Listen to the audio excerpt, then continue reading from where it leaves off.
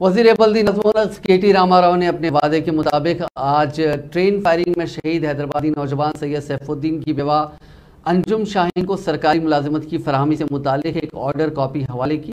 अकबरुद्दीन अवैसी, रुकन असम्बली नामपल्ली जाफर हुसैन मेराज ने मुतासरा खानदान के अफराद के साथ बेवा अंजुम शाहीन और उनकी 3 छोटी बच्चियों के अलावा उनके करीबी रिश्तेदारों के हमरा असम्बली में वाक़ अपने चेंबर में वज़ीर तारक रामाराव से मुलाकात की। इस मौके पर वज़ीर दाखिला मोहम्मद महमूद अली भी मौजूद थे, जहाँ वज़ीर मौसूफ ने कायदे मजलिस और दीगर कायदीन के साथ मिलकर अंजुम शाहीन को Quli Qutb Shah urban development authority में मुलाजिमत फराहम करने से मुतालिक अपॉइंटमेंट लेटर हवाले किया।